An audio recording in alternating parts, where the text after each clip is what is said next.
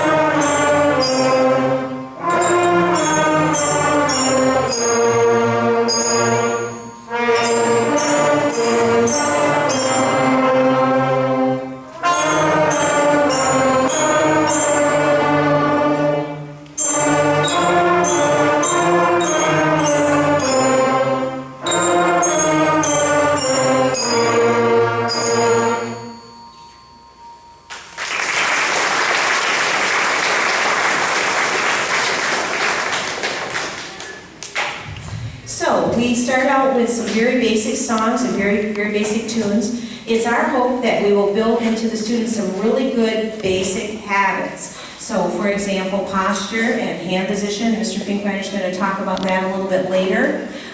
Basically, correct embouchure, shape their mouth correctly as they play. Good breathing habits, how to develop a good concept of the tone that they're after, and also how to make their sounds balanced with the other kids in the ensemble. So there's a lot of things we're trying to cover with them in these early months of their playing. So we would rather take some of the songs a little simpler, and so they can concentrate on those skills and those habits and get them ingrained in them, and before we start piling on a lot of other stuff. So that's some of the basic things that we work with in the first part of our playing. Now we're going to move on to some other tunes that you will recognize and a little bit more advanced demands on them. Reading music, as well, as I said, is a challenge, learning how the note values are and all the pitches and so on. So we're moving into a little bit more difficulty with these next tunes.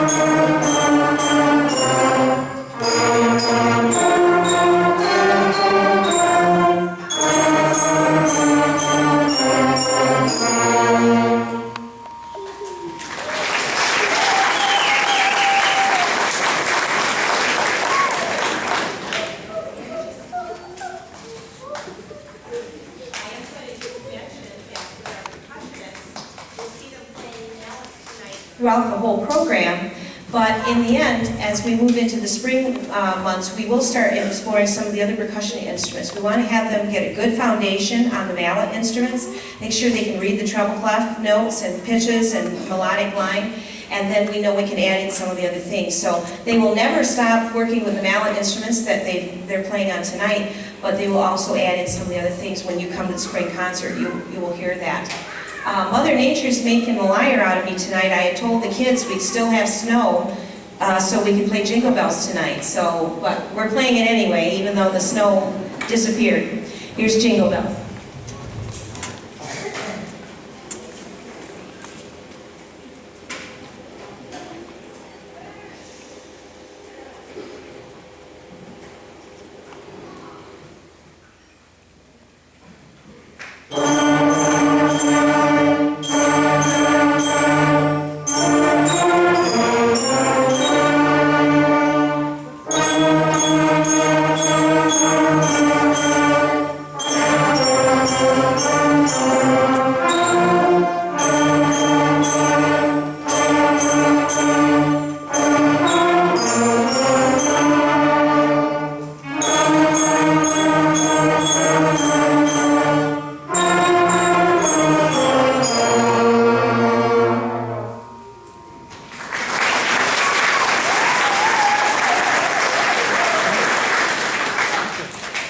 This next song is the beginning of learning to play in different parts. Of course, ultimately the goal will be that in the band the instruments combine in a lot of different ways and not everyone has the same tune. So the beginning of that is to try a round. We're going to play Frere Jacques once for you, just start to finish as a group, and then after that we're going to do it in a 4-part round, so you can see they're learning to have independence on their parts.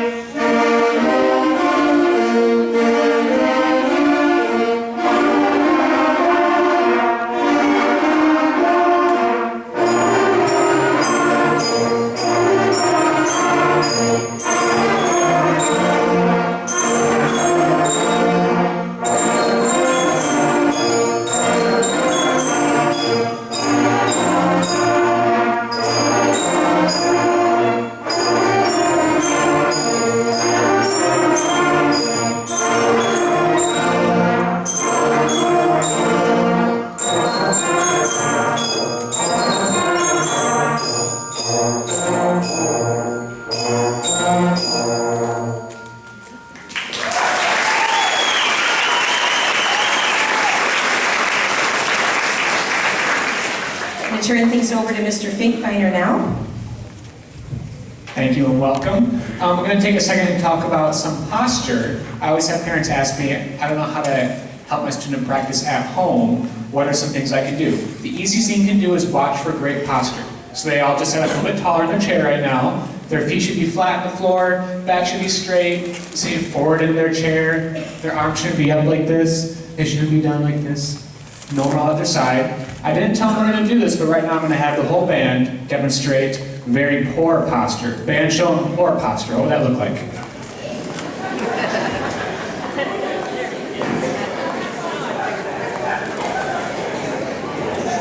This is how they should not practice at home. Feet in the air, Nathan, very good. Now band, show them excellent posture.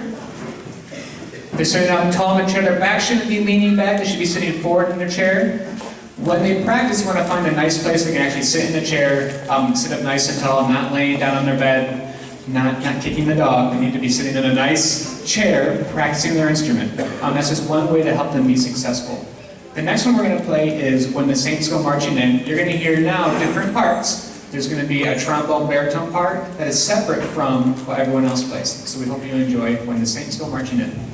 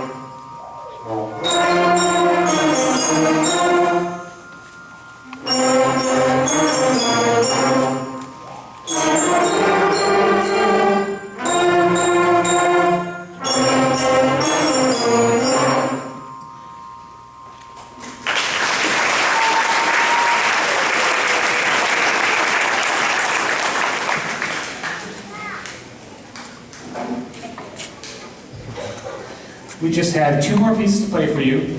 This next one is called Valley Circle March. This is the first piece of music they've received that is not from their book. It's actually a published piece of music, sheet music.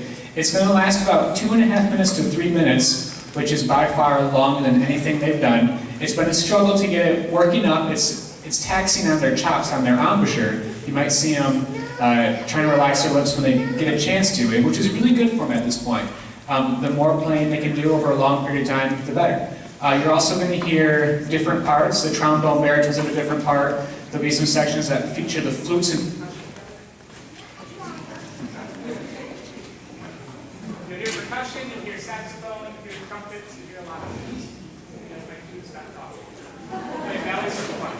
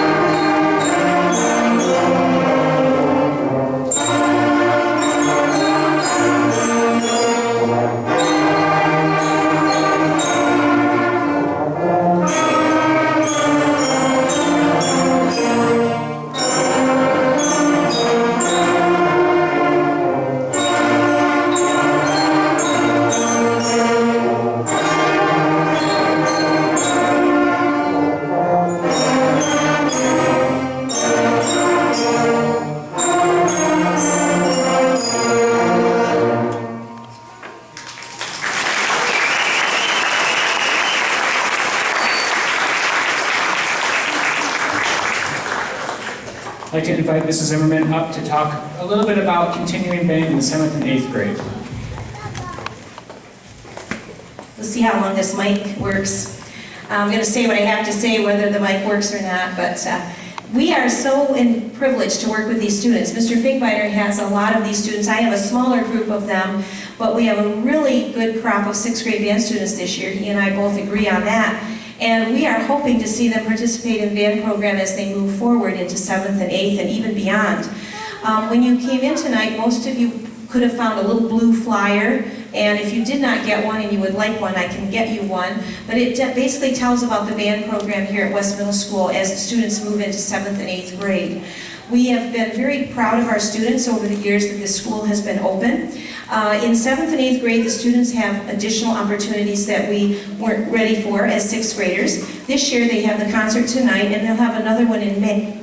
But in 7th and 8th grade, they have more performances. Our 7th and 8th grade students right now are preparing for band festival, and that's a big event that happens in the beginning of March each year. 7th and 8th grade students are also eligible to do solo and ensemble. but it's a great activity for them. The 7th and 8th grade dance students